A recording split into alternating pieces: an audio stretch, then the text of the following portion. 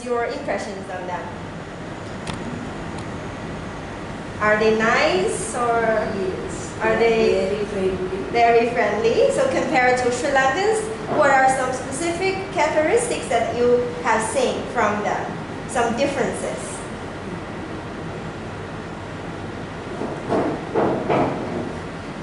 They like to sleep. They like to sleep more. Okay, that's a good answer, right? They like to sleep more. How about you? Thanks for that. 我是讲中国的，嗯我是讲中国的，现在他没有，嗯，我是他是非常好，right？他们现在没有来，为什么？你知道吗？我不知道，不知道，because China didn't open yet, so they couldn't come, right? Yes. 中国人说很多，很多，他们很很好的，很好的，他们是很谨慎，嗯哼。谨慎，他们要说，他们要说，他们要说上官，他们要说工作，他们要说，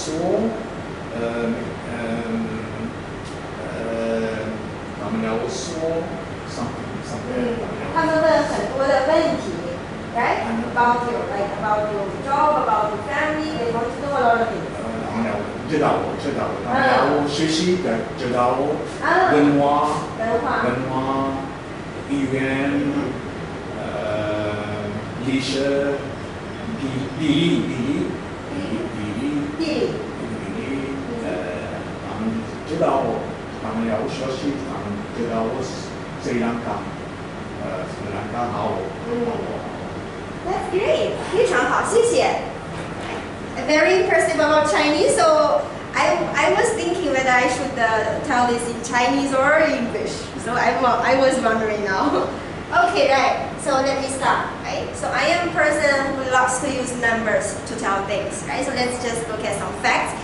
Even if you are not from the industry, you can have a general idea about what happens in tourism because it's related to every one of us, I suppose, right? Even say hospital, yes, we need PCR tests, right? Probably that's sort of related for now, right? Maybe in the future no need, but for now, yes, right?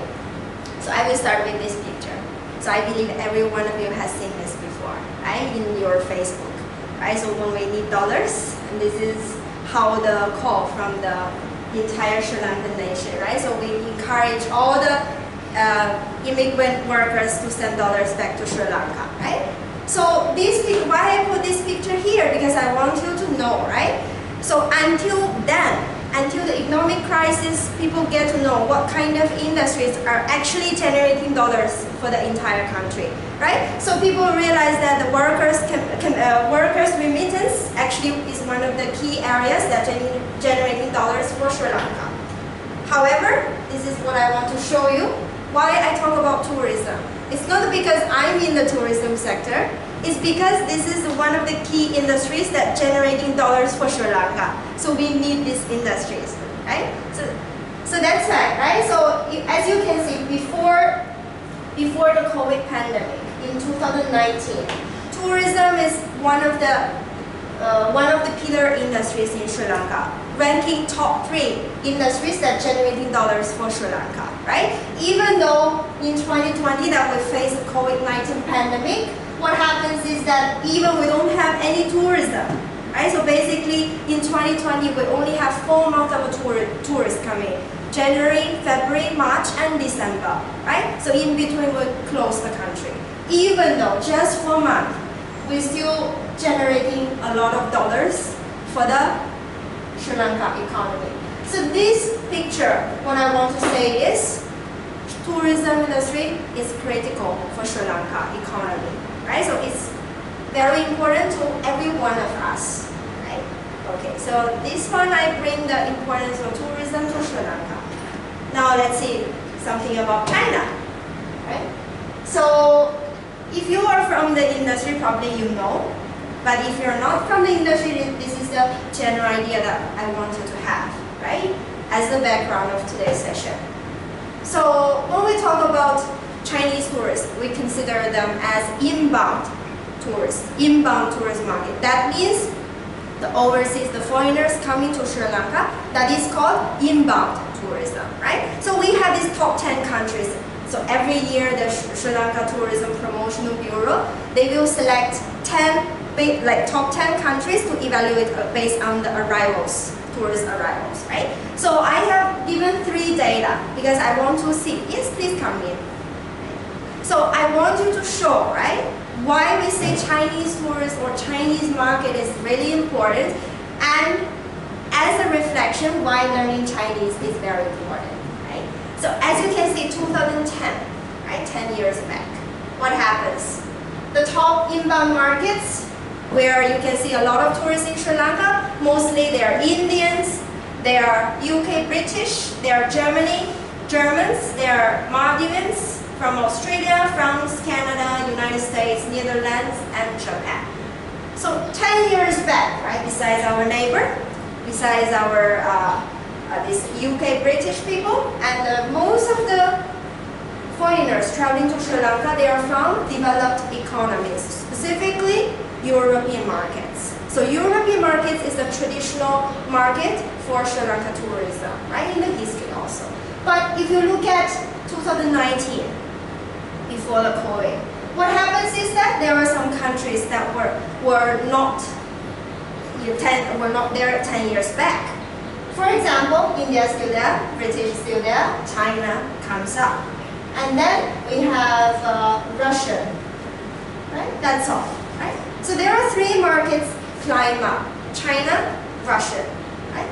So Russia what we consider as the Eastern Europe market, right? Also we consider as an emerging market for Sri Lankan as well. Like nowadays, even after the COVID, who is supporting our tourism? Russians and Poland, right? People from Poland, something like that, Eastern Europe, right? The other emerging market, China, right?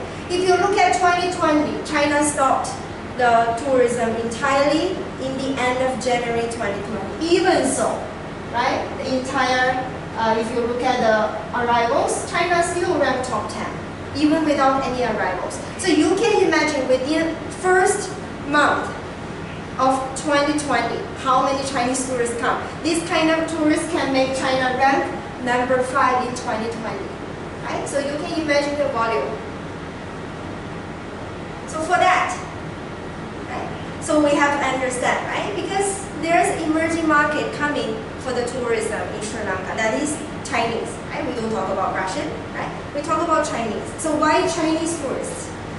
Why we have to consider Chinese tourists for our country to bring more dollars? In your point of view, why Chinese? Because we look at from Chinese tourism first, right? So talking about Chinese tourists, right? So this is the number that I want to prove you, right? Why we have to consider Chinese tourists. Because from 2000, right, we only have 4.5 million Chinese tourists going overseas to travel. But up to 2018, it has increased to 150 million Chinese people going overseas for travel. So this is the biggest tourist numbers, outbound tourist numbers in the world, right? Who are traveling most? Chinese. Right? So we have to consider in terms of the volume. Once you have the volume, then you have a higher possibility to earn money, right? To grow your economy. And the other one is, everyone knows Chinese people are rich. Right? That is from the statistical wise, but I'm not rich. I'm just general. Okay? So this is the tourism expenditure of Chinese tourists. As you can see, this is the latest data that I get from Statista, right? Statista. So China was the country worldwide with the highest outbound tourism expenditure even in 2021 that we didn't open the country. But there are some Chinese living in other countries that they are traveling between the countries, right? So as you can see, when the world is normal in 2019, definitely rank top, right? So the second one is United States, almost double. The expenditure almost double, right? So you can see the potential of Chinese spenders, right? It's really potential. Yes, please have a seat. Right. Even though that we didn't open the country, in 2020, 2021, we still rank the top, right? So Chinese people are rich. This is the reflection for this kind of a statement. But I would say that is just average, right? You can't say every Chinese is rich. But in terms of tourism expenditure, yes, Chinese is the potential market that we should definitely capture. So from these two data, what you can get, what you can conclude, Chinese tourists, the most number of people traveling around the globe, right? And the most people that are going to spend the most of money during their travel. Right? For that kind of reason, we have to grab them. Right? Next one. Right? So this is a statement by United Nations World Tourism Organization. China continues to lead global outbound travel. So for that kind of statement, we have to have them somehow. Right? So that's why all the countries are trying to attract Chinese tourists. Right? So they have done a lot of marketing campaigns to the Chinese market. Right? They have done a lot of trade shows just to attract them to their specific country. Right?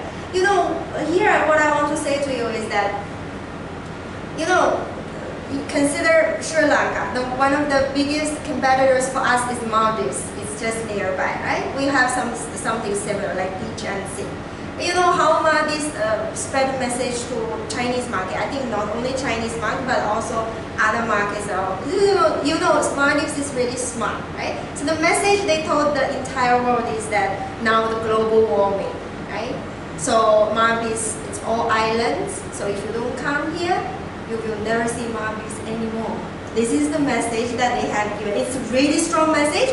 You know, once at that time I was in my university, right? So once I see the message, I told my mom, come on, let's go, right? Otherwise we can't see Maldives anymore, right? So this is a really strong message that they are giving to the entire world. For that kind of message, so people all go to Maldives, who is coming to Sri Lanka?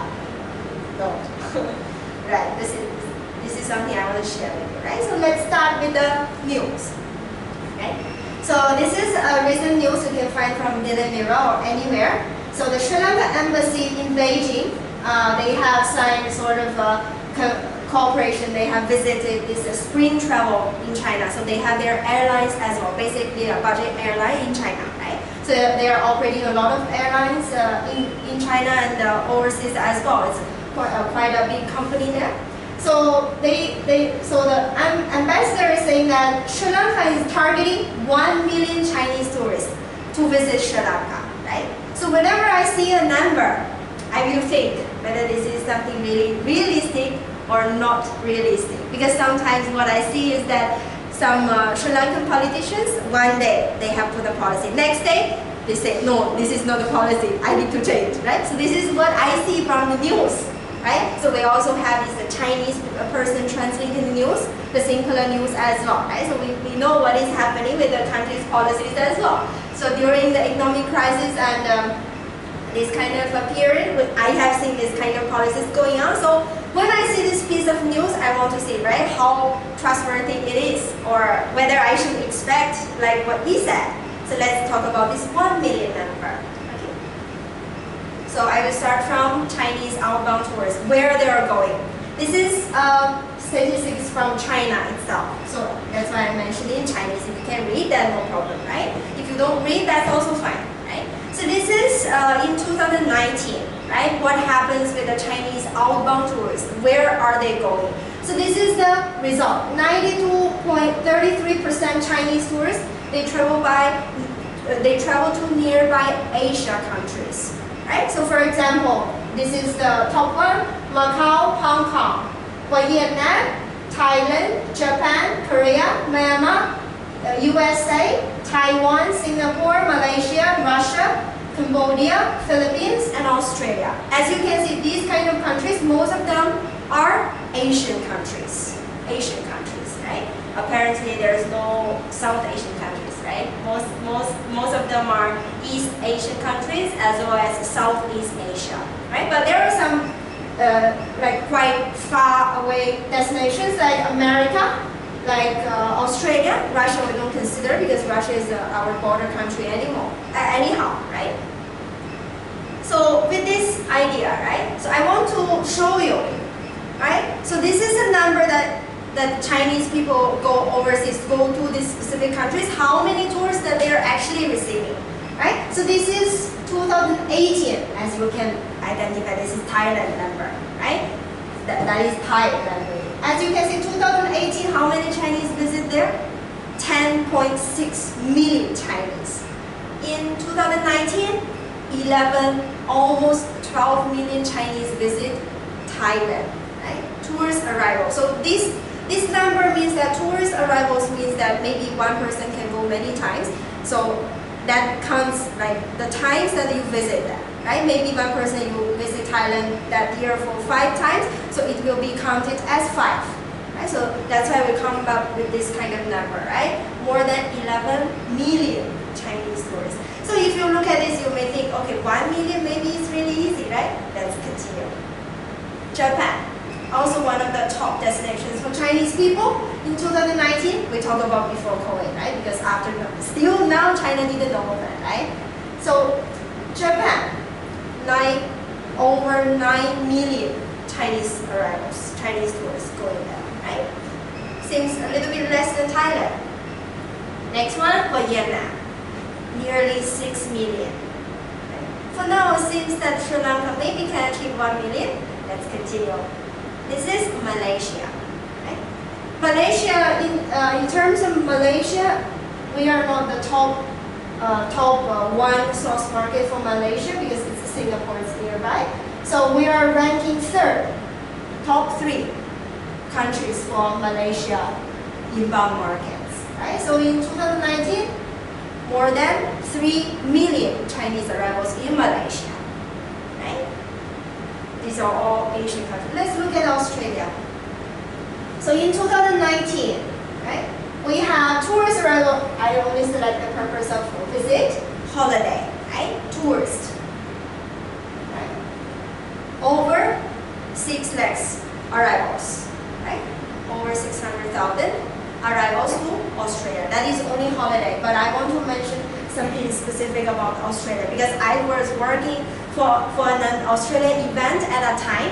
So I have seen the booming of Chinese tourists during that period. So usually what we think, like in terms of Sri Lanka, usually the biggest inbound market should be your neighbors, right? So for us, in our case, it's India, right? Because it's nearby, right? Traveling is really easy. And for Australia, you can easily think it's New Zealand, right? Yes, it was New Zealand, but in 2018, China surpassed New Zealand, become the first inbound market for Australia, right? So that year, right, in 2018, we have over 1.4 million Chinese arrivals in Australia, but not everyone is on holiday purpose, but other purpose, just Chinese arrivals. There are more than 1.4 million to Australia. You can imagine, Australia and China is really far. The distance is really far. It's not like Asia. It's not easy to travel, like in terms of the time, right? But we have surpassed New Zealand, right, to become the first inbound market for Australia. So think about that, right? Maybe someday China will surpass India to become the first inbound market for Sri Lanka. Who knows? Okay, with that, so now let's narrow down to South Asia, right? Which country has the highest Chinese tourist arrivals in South Asia? In your point of view? Maldives. Maldives, yes. Anyone? Any other guessing?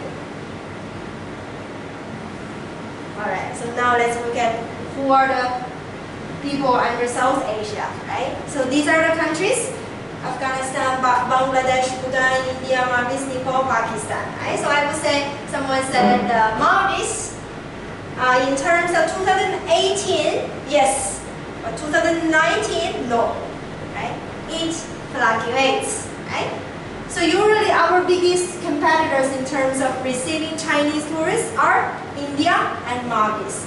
So as you can see, right, so let's forget about 2019. Why is that? Because we had bomb blast, right? So that's why our arrivals dropped. Otherwise, probably we will have a similar level, right? So as you can Sri Lanka actually in the same sort of competitive level with India and the Maldives, right? So we should closely look at what India and Maldives are doing, right? So in terms of that, Sri Lanka actually quite competitive in receiving Chinese tourists, right? So now let's look at what happens with the Sri Lankan arrival. So in 2018, as you can see, why I take the number of 2018? Because 2018 considered as the best year for tourism, for Sri Lanka tourism, right? So in that year, we received over 2 million tourists, right? And in that year, we have almost 20% Indians and almost 10%, 12% Chinese tourists, right? So in the best year of Sri Lanka tourism, only like around 260,000 Chinese tourist arrivals, right? So think about the news that I shared with you. 1 million? Need to reconsider, right? Okay, but this is not the year that we received the most Chinese tourists. The best year for Chinese tourist arrivals is 2016, right? I was here as well, right? So around 270,000 Chinese arrivals. That is considered the best year of Chinese tourist arrivals, right? Even though, right, it's not even 3 lakhs of arrivals, so we still need to see. But I would argue even the best year for now for the Chinese arrivals is around 270,000. But I would argue why is that? Because you have to consider about accessibility, the flights. Right? So this is a map of China, right? Just one note. I come from here, Inner Mongolia. Okay? So you all know, right? We have these 23 provinces, 4 municipalities, 5 autonomous regions, and 2 SER, right? So currently, okay, so there's a statistic showing that the top 20 cities that people would love to travel to Sri Lanka, and in terms of the numbers, right? So these are all the cities. So do you know that how many cities or what are the cities that have direct flights with Sri Lanka? Name it. Direct flights. Beijing, Shanghai, Guangzhou, then Chongqing, and then I think Wuhan also has. Wuhan, Wuhan and then Nanjing also has. Nanjing, And then Chengdu also has. Chengdu, Not much.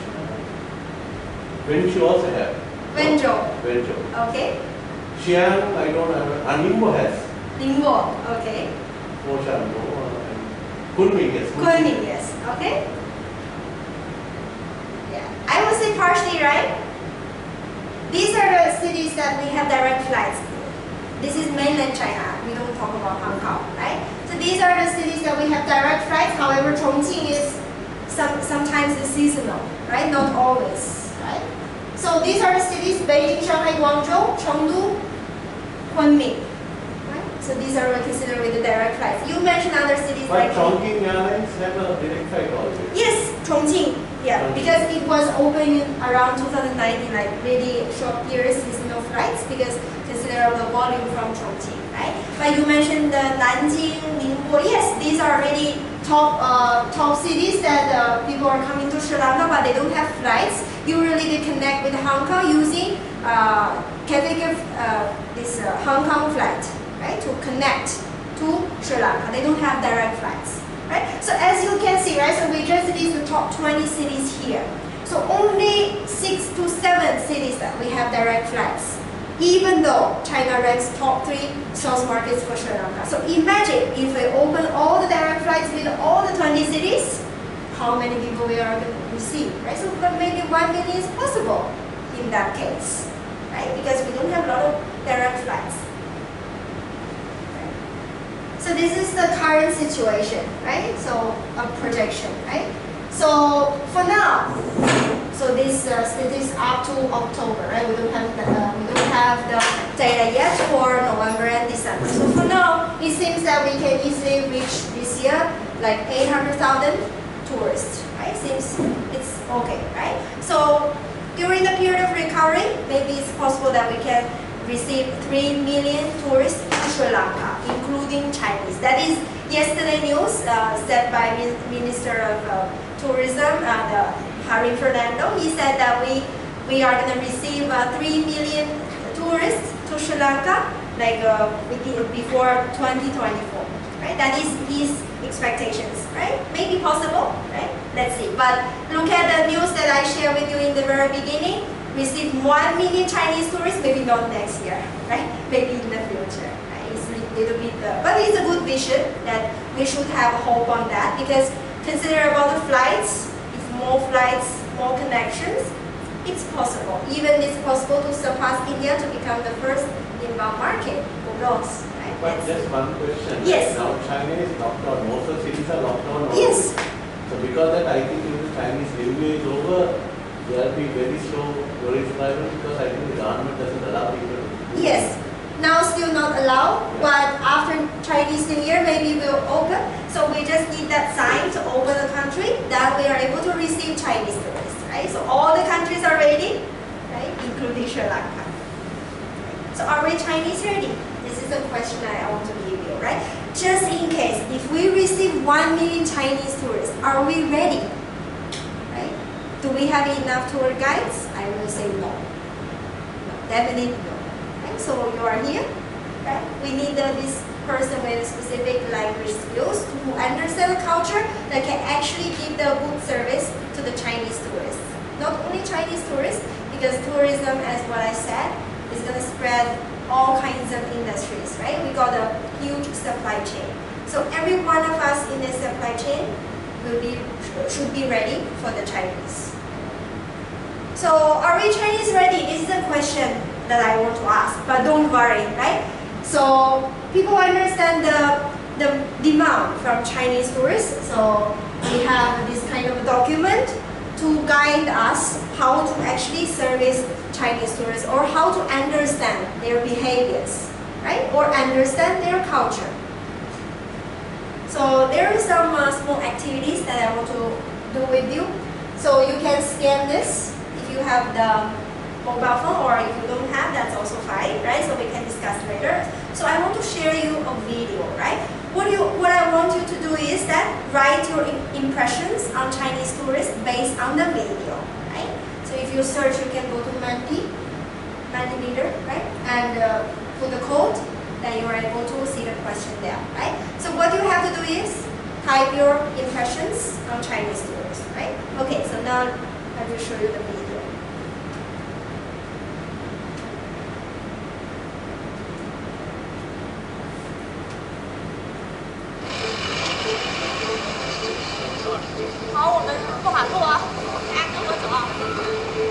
This is Yolanda. She's teaching Chinese tour guides how to handle busloads of tourists in Paris. The first lesson is, don't stay in one place for very long.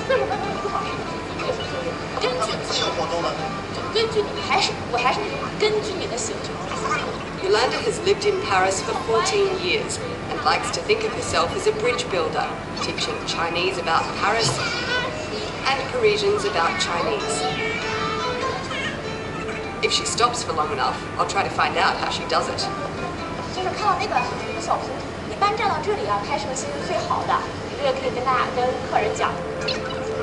The second lesson is to keep up. Follow the phone she's holding. Yolanda manages to keep the group of tour guides together and to keep us marching, despite the expected photo stops and toilet stops.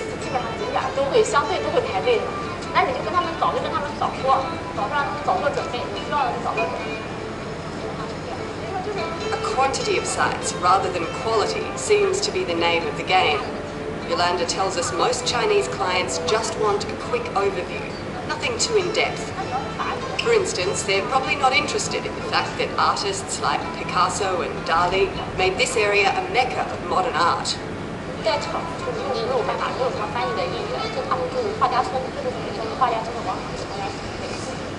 It's all starting to be a blur. We're going at a cracking pace. We just went up the steps of the Sacré-Cœur in about 2 minutes, and she's still going. The area offers some of the best views of Paris, if you can manage to stop Yolanda for long enough to get a selfie.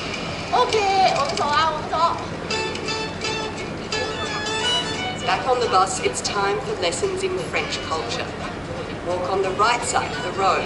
Don't allow your tourists to push to the front of the queue. 在法国呢，就是大家就是非常有秩序的啊，不管多么拥挤的时候，大家都要排队。所以这个呢，也是我们需要给我们的客人啊，认真的解释一下。 Each of these guides will be responsible for groups of 40 or more tourists. It can be a lot to handle. 比如说我们在这个法国的餐厅，如果我们有机会去法国餐厅用餐的话，我们在餐馆里就是说话声音会要小一点啊。 然后甚至在公共场所，尤其是这个卢浮宫、像博物馆啊这些场所，我们说话声音就要小一点。China's growing wealth and huge population means many of the tourists in big groups are first-time visitors overseas. When the client arrived here, they don't know the culture of Europe or even in France. You know, we need to give them some tips. Yeah. What are the main tips about the culture of Europe? The culture, we need to wait. Sometimes we need to be patient, and sometimes we need to say, how to say, please, thank you, and how to say, be polite. Is that different in China? Sometimes we are very hurry, you know, but here, take your time, take easy, take your time and relax. I think you go very fast. No, that's not very fast. For today, just you take a relaxed feeling. If the normal journey, you know, sometimes more faster than that. But Yolanda says compared to years gone by, Chinese people are becoming more sophisticated travellers. In fact, before, they just don't know how to behave in a foreign country. It's a little bit closed and we don't get enough information. Armed with Yolanda's instruction, I'm ready to join a tour group. Hi. They seem like a friendly bunch. Mr. Li Zhang is their guide. Like many Chinese tour groups, they aren't staying in Paris, but 20 kilometers outside of the city. 吃早餐就在那边，那个门给关上了，那就是餐厅。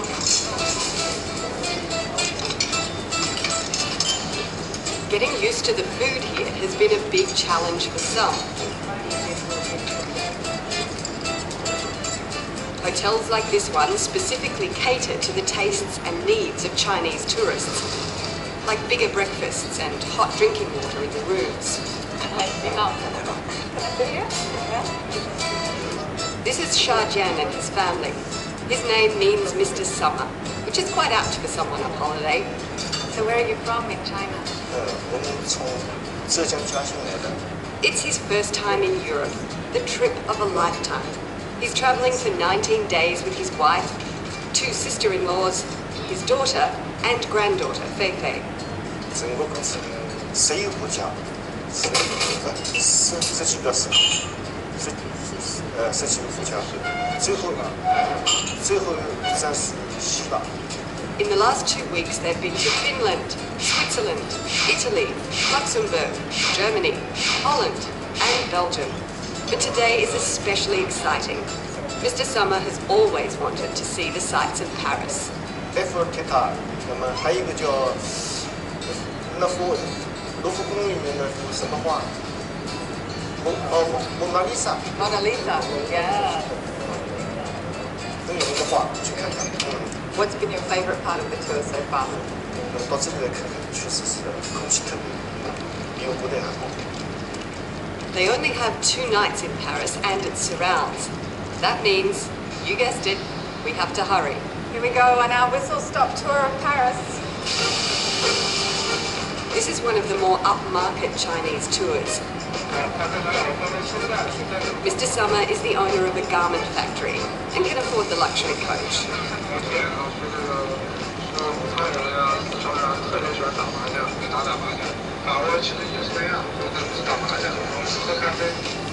What is different about Europe from China? 最大差别，我讲这个文明程度很高的，我很欣赏这里。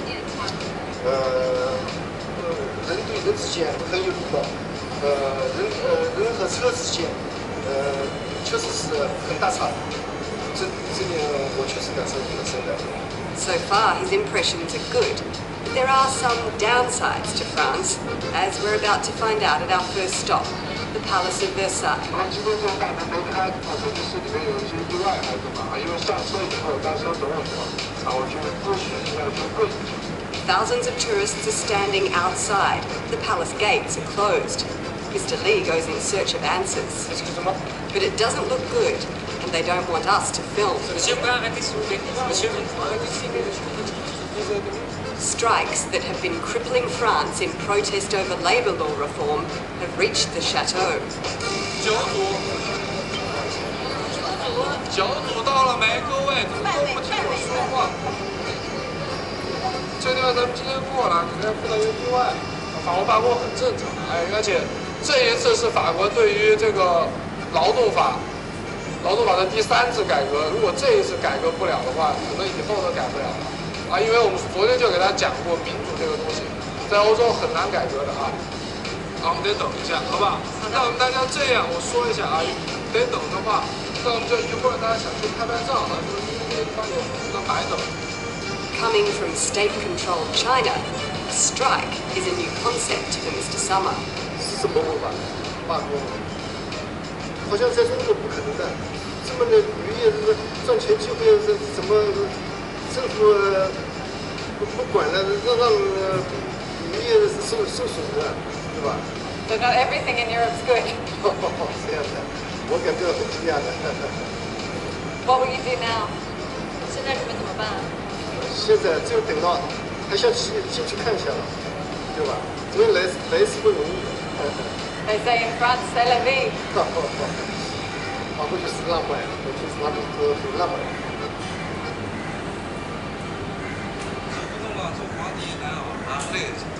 Back on the bus, he's not the only one whose romantic notions of a Parisian holiday have been challenged. Changes to the schedule mean precious minutes have been wasted, and tempers are frayed. A fight has broken out over who gets to sit in the front seats of the bus. 就是这样的嘛，还疯掉了？谁疯掉？搞搞清楚啊！有证人在的。我跟他说对不起，不然他头来了。对不起，对不起，昨天这个事情，昨天事情也要跟我们道歉。Two sisters from Shanghai are upset that Mr. Summer's family wanted to sit in the seats. 就不敢道歉，不能不敢面对，就是。电视机上好笑，好说。外国记者。Many days of travel are starting to take their toll, but we press on to the next stop, the Chateau Fontainebleau. Its doors are open, but Mr. Summer has no desire to see the museum. It's the garden that most astounds him.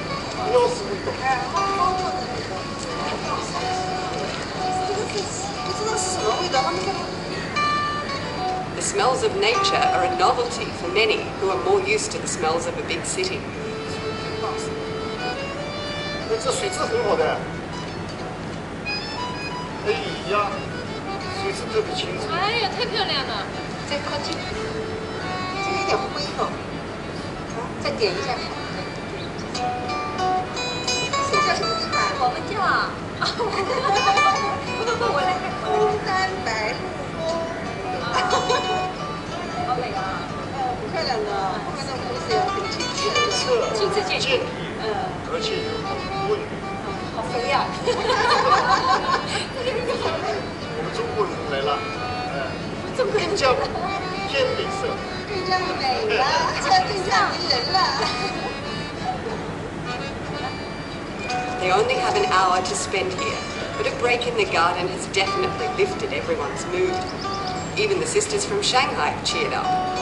就是看见景外的开阔视野啊，像我们中国这种皇宫里面没什么大。But soon enough, time is up, and it's back to the hustle.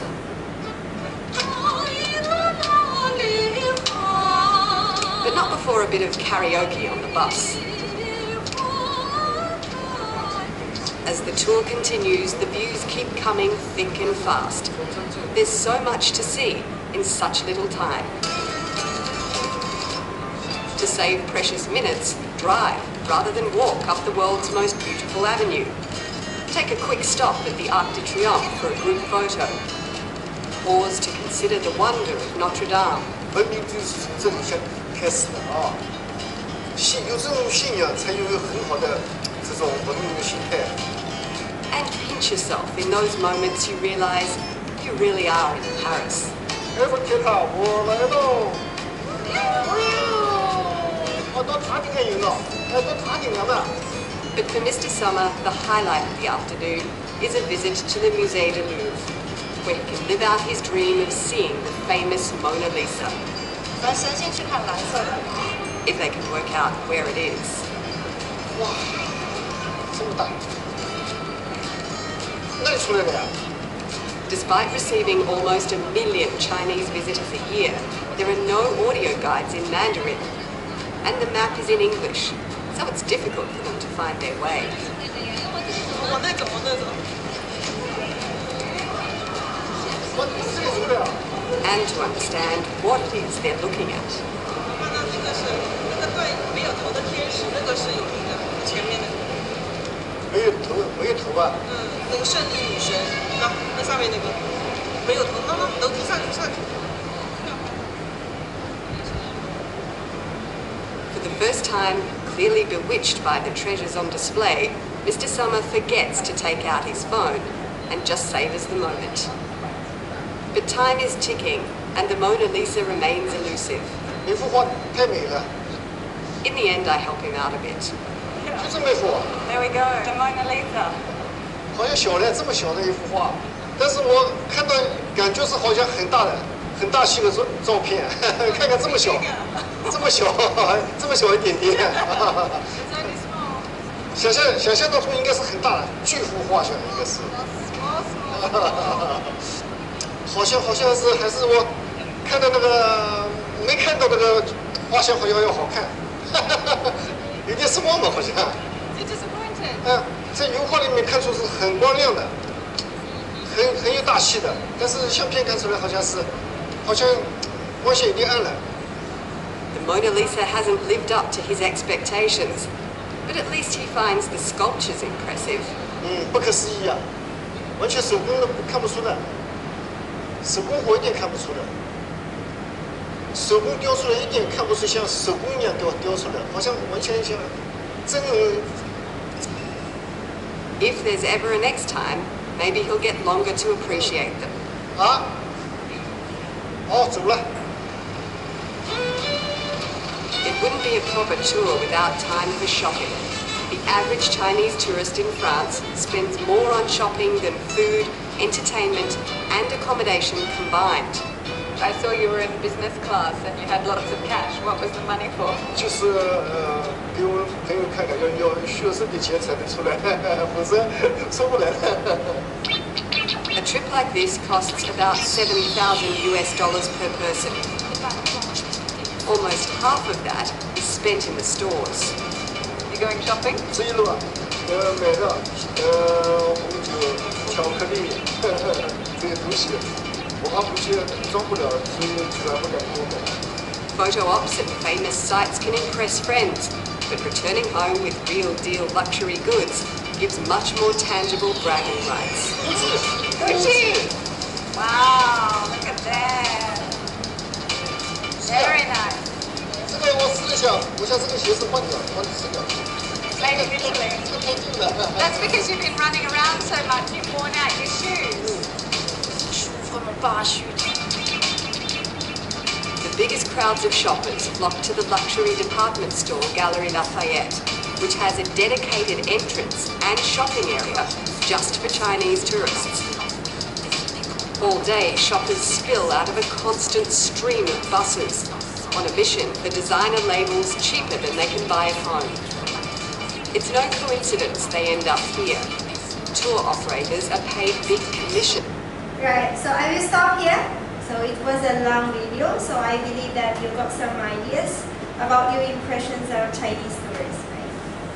So in case that I see that no one is putting answers, so let's just have a general talk, right? So what is your impressions about Chinese tourists according to the video? Come on. shout out your answers. They like, normally they like to be very happy and they were very unhappy about that they had a strike from Yes. How the does it strike, president. by the way? 罢工，非常好。罢工，right? Also, Probably this is the word that we can learn today. 罢工 strike. 罢工，罢工。 and I think even looking at it, Chinese are they spend a lot of money. Yes. But if you see all these brands are manufactured in China, back in Dio or any brand, you have the same shops in China. You go to any mall, you can buy the same stuff. Yeah. Sometimes cheaper than France. Yes, that's right. But anyway, Chinese, you can see based on the video that they're big spenders. Right? They spend a lot of money to buy these luxury goods. Even like watches and all these. Yes. Exactly. Right, so in terms of Sri Lanka, what do they buy? Nothing. Gems. James, yes. They buy gems, right? Probably that is the most valuable thing that people are taking back here, right? But in China also, we have a lot of showrooms that all Sri Lankan states are there. Yes, Basically, most of the, I can see online, they sell a lot of Sri Lankan Yes, exactly. Chinese market with their work of art jewelry. Yes, With the exactly. Chinese design. Yes, a lot of these famous jewelry brands, they have sourced the original gems from Sri Lanka and have additional sort of thing and creating the jewelries in China. Okay, so a lot of people are actually a lot of Chinese, I would say more than 100 Chinese, living in Dharamala every day, like they're doing these gem businesses. Yes, a lot of Chinese there. Okay. Any other impressions? How about you guys? Even the Rolex watch dial is made in Sri Lanka by in Belur. One of my friend's factory. Right. Yeah, they make the Rolex dial. Okay. Watch dial plus the diamond ring for the Rolex watch. Both is made in Sri Lanka, but nobody knows. Nobody knows, yes. But now I get to know. Yeah. How about other impressions? No, actually tourists like to enjoy, but I can see some areas the lighting was very bad. They were talking about very proper lighting and crowded and then no discipline. Yeah. And some areas were smelling and not clean. So people want to have clean environment and they want clean air, clean surface and they want a nice restaurant. But sometimes they don't like the food also. Yes. I can see the Chinese normally like the Chinese food. Yeah. I have experience, I am not in this tourism trade, but I have a lot of friends in China who come to Sri Lanka and I normally book the whole tour and they want to cook their Chinese meal in the kitchen. Okay. Sometimes they allow, like certain hotels, they allow the one or two Chinese guys to come and help with the Chinese local chef to make their own preparation. Yes. I have seen why they don't like to enjoy now. When I go to China, I enjoy Chinese food. But whatever the authentic, not the Sri Lankan Chinese, that is bullshit, rubbish. But their Chinese food is quite different. But now, as tourists, I don't know why they don't like to enjoy the other countries' food. I think. Okay, so this is the question that I will ask you back, and probably you're going to give me some ideas. Right? So, in which day you really did have the Chinese food? The first day or in the end of the tour? No, from the first day itself, they will look for authentic Chinese restaurant. Now, if I go and put in the hotel even, they will internet, they will search and say, no, there is a Chinese food restaurant. Can we go there? Which province they are coming from? Mainly from Gwangju and then, because I have also friends from Gwangju. Okay, right. So, are they looking for seafood? Seafood also, yes. Yes. So I would say that most of the Chinese people, yes, even for me, that I definitely prefer my own food, right? I believe that when you say in China, like for a period of time, you will miss pork and roti, definitely, right? So you will miss it, right? But some people, yes, I would say that they just can't bear this curry and rice, this kind of smell, because not everyone likes curry and rice, right? Probably pork is okay, roti is okay, but maybe not for the curry and rice. Not everyone like that kind of strong smell because, like, say, Guangzhou people, they like soups and their food is not that pungent, right? Their food is quite general, like, in terms of, I'm from a northern province, so I'm okay with this kind of a pungent flavor. Sichuan also no problem, right? But Guangzhou people, Shanghai people, that these kind of people, probably they will have some issues with the curry rice. They prefer some. They never want to have curry and rice, but they have a lot of Western food, but still they prefer from the first day one. Yes, Chinese Chinese. food. Even I can remember like going to Kandy, I want to stop at a particular restaurant, but they said no, this is the restaurant. They gave me the juice, and it's typical Chinese food. Yeah, so probably they have like some specific preference on their food choices. Right? So yeah, I would say in terms of Chinese food is that one of the things that they usually complain is food. Right? So that's why we always arrange them to dine in a hotel, at least to have varieties. And I want to tell you one more thing. I had an experience in one of the Colombo restaurants managed by Chinese people. They put a really low Western. I thought with about 10 Chinese people with the understanding dinner, they said, okay, it is not acceptable by me. I went to everything and I made an article with them. And then they finally, the Chinese lady was very happy. I said, no. I told that another manager, I said, these are the dishes we ordered, and these are not ordered. I said, why do you do this? Yeah. That's very wrong. Even Chinese to treat Chinese. Yes, that I would say it's not telling in public, but this is the thing, right? So sometimes, this is I think more about this. There's some sort of thing like that, right? So Is Colombo one of the top restaurants? I'm not talking about a lot of things. Yeah, probably I know which one you're talking about. Yeah, so this thing happens. I don't want to mention that. Yeah, this thing And happens. the bill was about 40% less than the normal price. It's happening. So that's why we have to say that when you're living overseas, never find business with your own people, right? Yeah. Because I see what happens is now Chinese people, they eat a lot, different meals. They start ordering different dishes. So they take a chance on that, then they will add some dishes which are not ordered. Yes, exactly. So that is a really bad behavior, but I believe every country has some sort of people like that. Right? So I do agree with you because we do have some people Because like that. I feel normally the Sri Lankans doesn't cheat. They are very friendly and they are very honorable people, I feel. Even in China, if you go to China, the Chinese people, now I have traveled so many times to China, they are very honorable. They are very friendly people and they don't cheat normally. There are one or two people, there can be instances, but basically like if you go to Beijing, all these people start cheating. Right? Even you buy a fruit basket, underneath you get rainfall. Right. So I would say more about that. It's more about culture. So this is something related to culture actually. So you say Sri Lanka. This is also what I feel about Sri Lanka. Sri Lankan people, because most of you you have your religion. Right? And 70% of Buddhism. You have that kind of belief, but most of the Chinese I don't have religion. I don't believe in Buddhism. I don't believe in any religion. But you are Mongolian. So I'm a Han ethnic. I'm not a Mongolian. Right? Oh. So I'm a normal Chinese, and most of my friends, I'm not saying the entire group, but most of the Chinese that actually will have religion. So what people believe, that depends on the people. Right? Some people believe in money. If they go to that direction, probably they will do something like that. Right? So that's the thing. There's something related to culture. Right?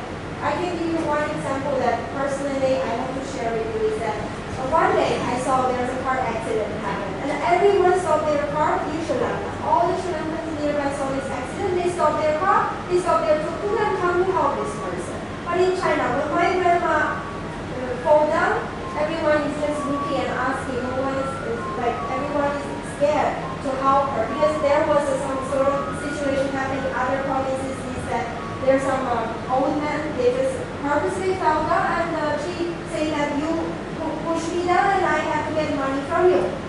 So there are some situations happening like that. So it brings the sort of attention from the media. So media broadcast this kind of situation to the entire country. So the people got afraid. If I want to help, so what will happen to me? So they do double thing, not like here. People somehow will get it no matter what. Right? So this is the difference that I want to share. A lot of people remember there was accident, bus accident, the man died. Actually, I took him to the hospital and I figured him. The police wanted to take a statement from me. And finally I had to go to court to give my verdict, and this was the bus number, this ID by the driver. I said this was the bus number, and this was I had to go to court about 3-4 times to unwanted problems. That is like you try to help a man who has got accident. When I look him, he was not. He died, but later on he died. And I get to basically. But anyway, no matter what, you guys are helping, right? So that is the difference, right? But I'm not saying that Chinese people, they are not helping. They do help, right? I even help. But the thing is, sometimes, people will rethink what is the consequences if I help. Because not everyone believes in the same thing, not like you guys. You go to religion, if you help that, you will get cursed or something like that. But we don't have this, right? Specifically, like you said, a lot of people cheating, yes, because maybe what they believe is money. Right? So there's something related to the culture, I suppose, right? But yes. Not all the Chinese, but not all the Chinese, yes. Every country has 95% Chinese are genuine. Yeah, I agree with you. Thank you for that. Right. So any other impressions about Chinese tourists? What you have seen there? Some typical things that are quite different from Sri Lankans? They really look for their food, one thing. Yes, I agree.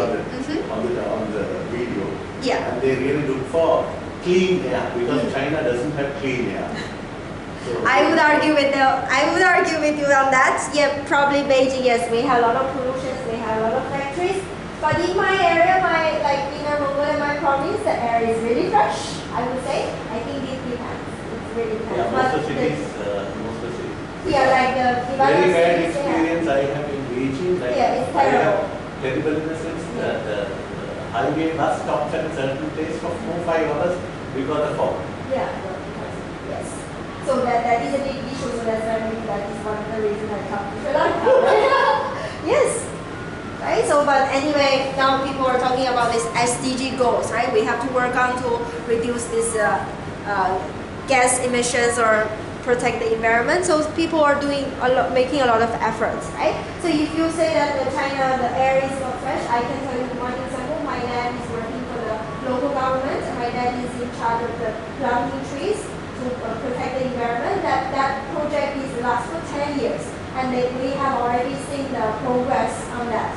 So we are doing some changes, but because China is big, so it takes time, right? But so, of course, not like Sri Lanka. I see there trees, big trees, they take them plant. Not the small trees, like about 30-40 feet high trees. I can see by trucks going by plants in cities. Yes. Not like the small plants. They don't wait to grow. Yeah. But that way China is more refined to make the environment. Yes. They make sure that every road network is done up properly. Yes. Even the cities, I see every month you go, sometimes there's a change on the roadway. Yes. You have to put it up. Yeah. This is also something that different from. This is also what I perceive, right? So I first came to Sri Lanka in 2013, right? So I went from the highway road to Barela and to my home, like in Mahalagama. And in Thailand, the 2030 is the same, and 2019 is still the same, right? But in China, like the place that I live, the apartment, under the apartment, there's a shopping street. So every before the COVID, every 3 months I will go back to China, go back to my home, and every 3 months there's something new coming. Right? The shops are different, and the people change. And there are all the road network from under your apartment, or the trains going under your apartment, or something is developed every month. Yes, that's true. Right? So developed phase is really quick, right? Yes. So now I will share something with you about what they say the impressions about Chinese tourists. Right? So these are the impressions I collected from the industry person, from the local friends, from anyone who have interacted with the Chinese, right? So they said they are big spenders, shopping, right? They say they like to visit iconic landmarks only, like Siglia Lai Rock and something like that. And they are very into taking photos.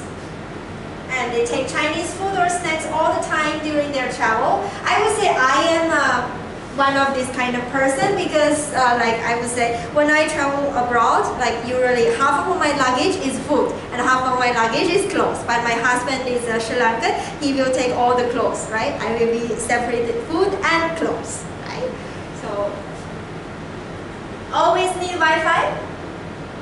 They want to visit as many attractions as they can within the day and don't mind waking up at 5 a.m. to start their trip.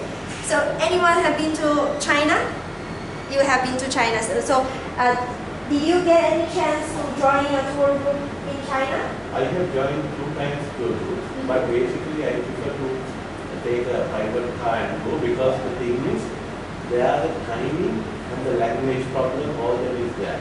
I have taken my family a couple of times, but I managed to get a private tour. Like, it's for me, with the tour guide, the Chinese tour guide, we make sure that what we want, we discuss with her in the morning, and go. Because otherwise, I have bad experience. Like 5 o'clock in the morning, you get up. Yes. And they say, come, hurry up, you know, and they take you there. Yeah. And the thing is, like, we don't rush for food.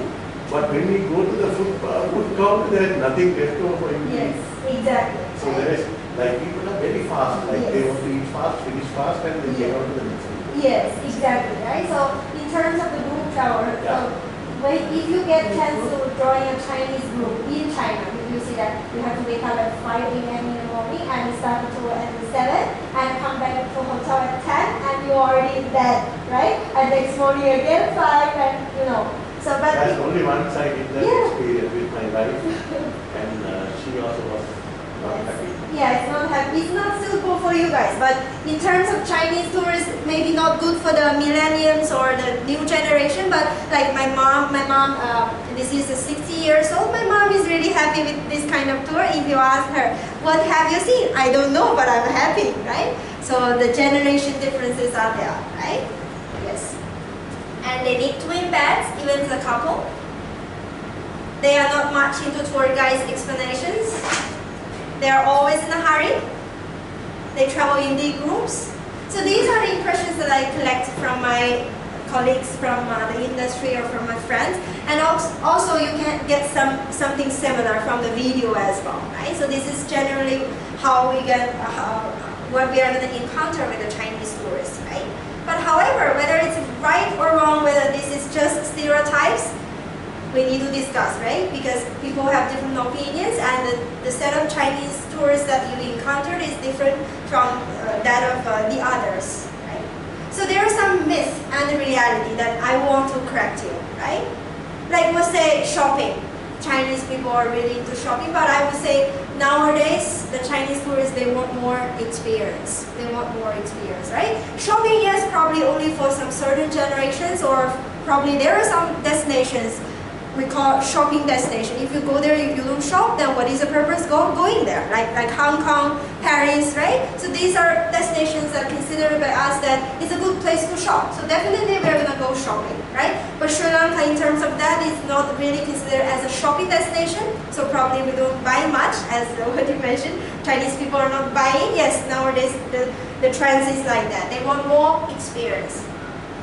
The other myth, right? Ethnic landmarks only, they will only go to Siglia, only go to Candy Temple, but nowadays you can see more diverse needs, right? If you consider about the new generation travelers, everything has changed. Everything has changed. Right? And some, like based on the video, they have this visit 5 countries in 3 days.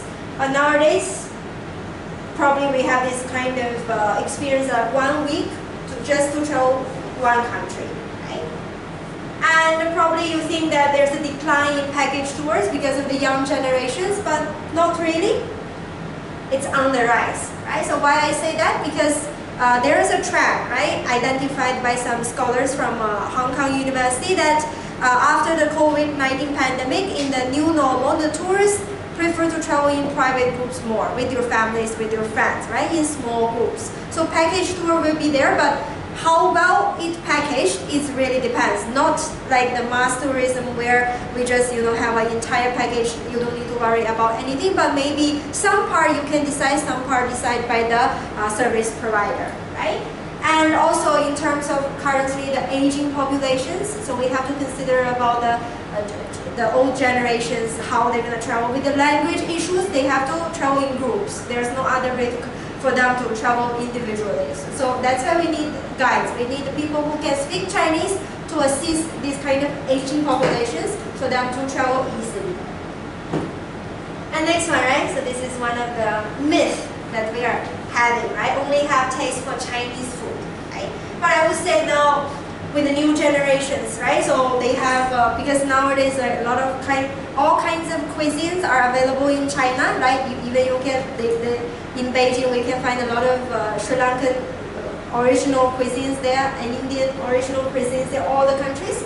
So nowadays people have this experience. They already have the exposure in China, so maybe they go out. Sometimes they're looking for fine dining experience, right? So this is more related to the food, right? Definitely Chinese cuisine will be there, like usually in the practice, right? So in the very beginning, we will offer Chinese tourists some Sri Lankan food, Sri Lankan dishes, but in the end of the tour, we will offer them some Chinese cuisines because, you know, every day eating something similar, they want to try something really whole, right? It can make you feel whole. And there are some do's and don'ts related to the Chinese people. This is not only applied for Chinese tourists, but also Chinese people. If you are dealing with the Chinese, right, so probably these are something that should come to your mind, right? For example, smile, right? So definitely, what we can feel that Sri Lanka is considered as one of the most hospitable countries in the world, right? So we love the smile of Sri Lankans. And also we have some of these numbers, right? So 30 is a number that's okay for Chinese people, but not 4. Number 4, because it's related to 死, right?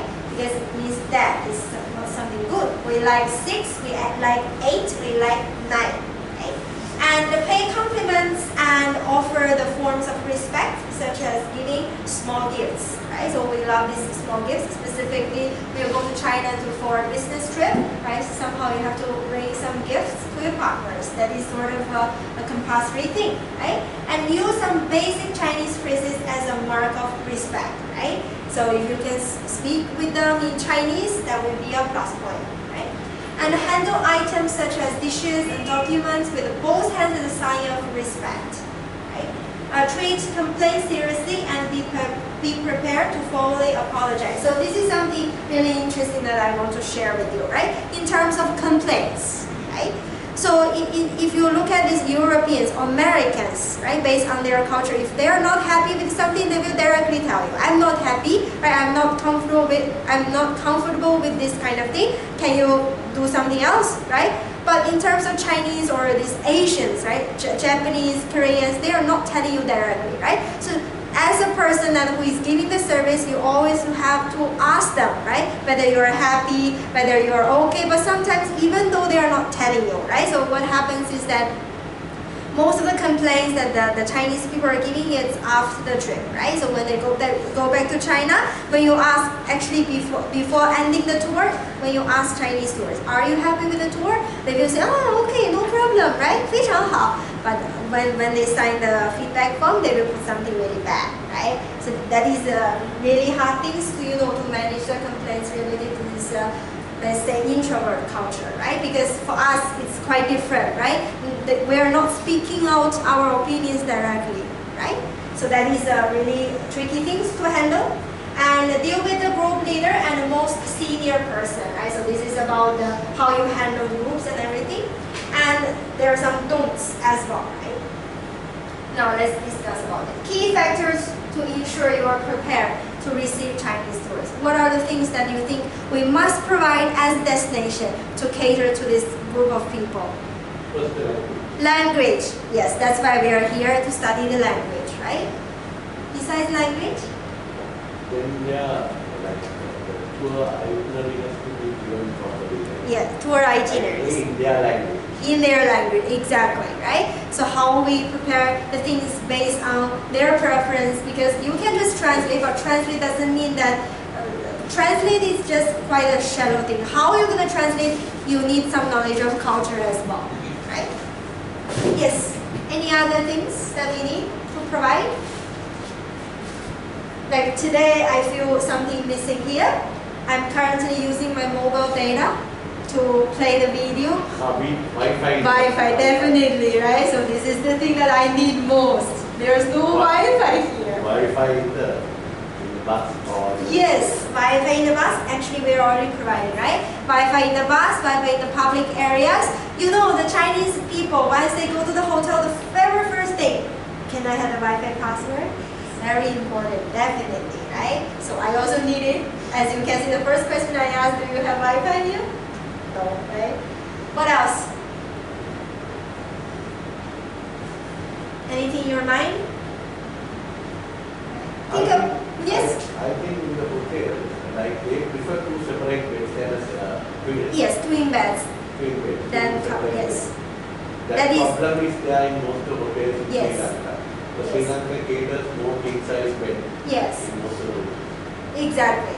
Is there any particular reason for that? Yeah, so that's the thing, because in China, like we have more hotels in twin beds, right? So like even, to be honest, like when we register a tour group in China, that my parents, even they sleep separately in twin beds. I don't know exactly what is the reason, but this is not only applicable for Chinese. The Japanese is the same. In that generation, but young generation is different. Young generation, but only old generations, they will sleep separately, right? Young generation is not like that. It has changed already, right? Okay.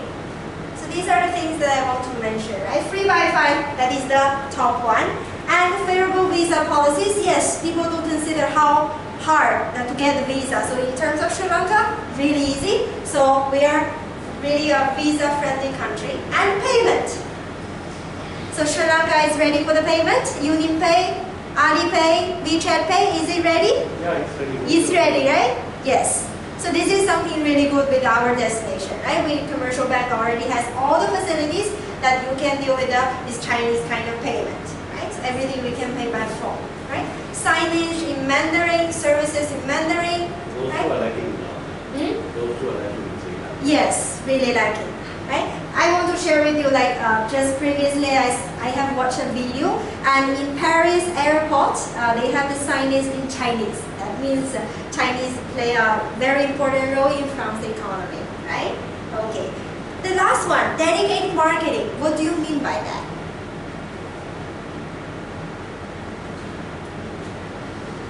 Marketing. What is the difference? For the Chinese tourists, you have to have a customized package. Not what we want, we have to give what they want. Okay, so how? So marketing, usually how we do marketing here, we use Facebook, we use YouTube, we use this kind of software. WhatsApp, do we have it in China? If you So market we don't on... have Chinese language, we don't have much websites on China. Yes, Chinese language. Chinese language, right, the website. And also, right, so... Especially Baidu has anything about Sri Lanka, I don't know. Baidu, your famous Yes. website, does it cover about Sri Lanka in Chinese language? Yes. Baidu. All the we can search all. Baidu has this English translation as well. Yes.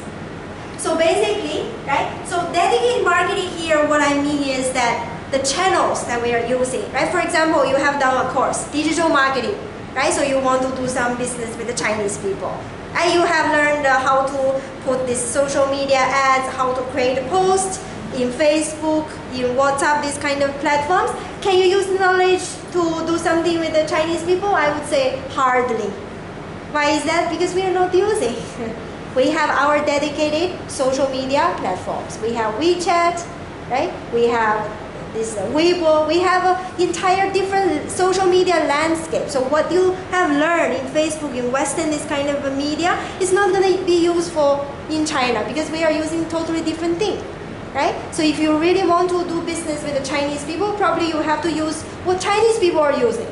So this kind of a marketing is critical, but currently I didn't see any courses available in Sri Lanka specifically related to the Chinese social media marketing, right? So probably this is something that that you can look up, right? So that is also an opportunity, right? Because what I know is that, let's talk about the international enterprises, this multinational enterprises. they have set up their offices in China, right? So previously, I got this information because I was going back to my office with one of the drivers who service all kinds of these bosses from these multinational enterprises to take their trips or whatever, right? So what he said to me is that, right, previously these kind of multinational companies, they will send their head office person who is in charge of marketing directly to China and provide them funds and all the materials for them to learn how to do marketing in China. But they realize that this is really costly. So what they are doing is that they will hire a team, specifically team in China, Chinese team, right? To be the marketing agency for them, to do the entire marketing plans for them. So this is not costly and it's really localized. Right? So that is what they are doing because they realize that the knowledge they have on Facebook and this kind of media channels is not going to work in China. So they have to learn a completely new set of things to be embedded in Chinese market. So that is what they are doing. They're hiring marketing agencies to handle their business in China. Right? So that is a business opportunity. For example, right? So if you want to bring Sri Lankan businesses to China, or if you want to help Chinese businesses to come to Sri Lanka, right? So in other way, see how you're going to manage your marketing channels or knowledge, right? So that is probably a business opportunity. Okay? And there are some Chinese-ready destinations that we can learn from, right? Just in case that we are able to receive 1 million or 2 million Chinese tourists in the future, right? So we can learn from Australia, we can learn from France, we can learn from Japan, Thailand, and USA. They are Chinese ready, right? In terms of all kinds of the key areas that we consider to be Chinese ready, right? So in these countries, specifically I want to mention Australia, France, right? So these countries, besides the guidance given by UNWTO, right? And the Chinese Tourism Academy, this kind of knowledge, how to handle Chinese tourists, how to understand their behaviors. So these countries, they have specific guidelines for different sectors, how to deal with the Chinese people, how to do business with them, how to understand their behaviors, right? In different stages, right? So these countries, they have done a lot of efforts to cater to Chinese market. So that's why they are able to, receive more and more Chinese people. And in the end, why we do this? Because we want to grow our economy, right? Because nowadays we consider China is one of the biggest economy in the world. We need them to engage with us to improve our economy, right? So there are some things that I want to share with you last. There are some statistics, right, to get you an idea about where you can find Chinese people and what is their behaviors in terms of Sri Lanka tourism, right? So in 2019, right, so Chinese independent travelers, basically these individual people who come here, not the group travelers, right? So usually they travel to Sri Lanka with friends and with family.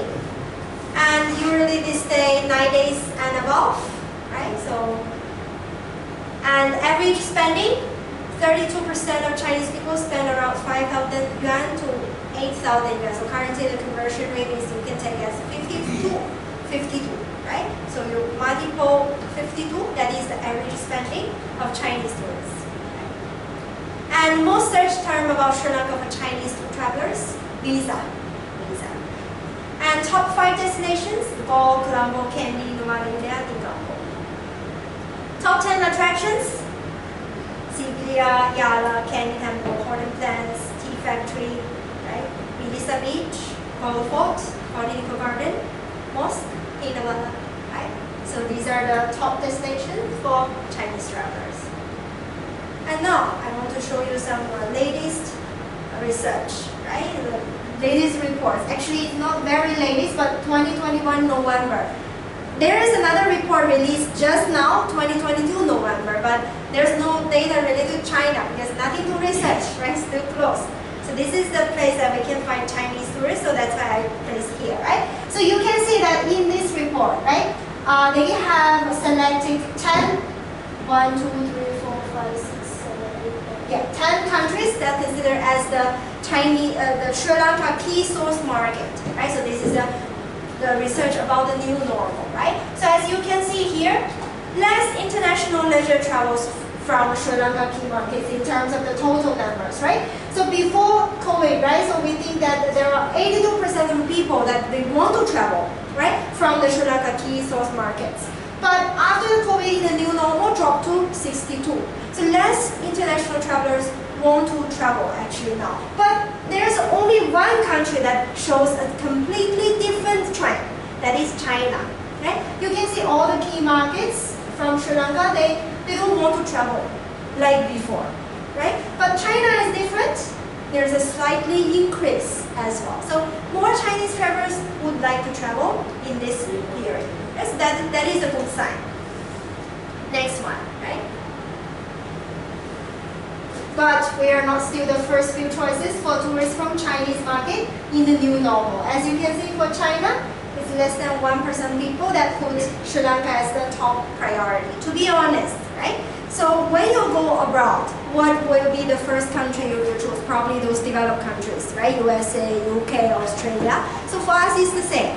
So Sri Lanka is some country that we will consider after these kind of developed countries or Southeast East Asia countries, then we will consider Sri Lanka, right? So that is usually the case, right? So we are not in the top list of Chinese tourists, right? But there's something good about Sri Lanka is that almost half of the Chinese people, they are familiar with Sri Lanka. And over half of the Chinese travelers have a good impression of Sri Lanka, interested to travel to Sri Lanka. That is a really good sign. It's above the average. It's above the average. However, only 35% of them would like to recommend Sri Lanka. This is something that we should really work on. 35% recommendation. That is really bad. Because you know what happens with if you talk with a tourist, you will realize that they always say, right, Sri Lanka is super nice. Right? But if you ask them to travel again, probably no. Just one-time business. Right? So we really should work on how we can attract them to come back again. But this is exactly different from these Eastern Europe markets. Right? You can see Russian and Poland tourists from these countries, they would like to come back again. Over half of them, they want to recommend people to come here and I will come again, but not the case for China. Right? Just imagine if we can attract more Chinese people to come to Sri Lanka again. That kind of volume, that kind of potential will be really, really good, right? So that is probably something that we should work on as a destination, right? And the new normal Chinese travelers are seeking a higher quality experience and willing to pay. So price slashing is not needed to stimulate travel to Sri Lanka anymore, right? So compared to all the key markets for Sri Lanka, Chinese people, right, prefer to pay more. This trend already proved in domestic travel currently recovered within China, right? So people are paying more for the experience, right? So this is the change in the new normal. Sustainable tourism is becoming mainstream, so everyone become more responsible for the environment, right? For the society. Okay, the last one I want to mention about this, right? The Sri Lanka Embassy, they have opened official account, TikTok account for selling Sri Lanka stuff and promoting Sri Lanka, right? So this is a good sign that there's more cooperations between China and Sri Lanka towards the new generations, right? So this is not only about tourism, right? Like what I said, there are big supply chain under tourism, right? So every one of us should work on this. So that's all from today. 谢谢大家。有问题吗？有问题吗？没有问题。好，谢谢。So thank you very much for inviting me, and I'm very honored to be here today. And thank you very much, Mr. Chen Chuan. It was a great experience talking to you, and I have got to know some amazing individuals who have already interacted with the Chinese people, and I hope all of you have a great journey in learning Chinese, and I hope that you can be the pillar in the future Chinese market, no matter in tourism or in your specific sector. Thank you very much. 谢谢大家。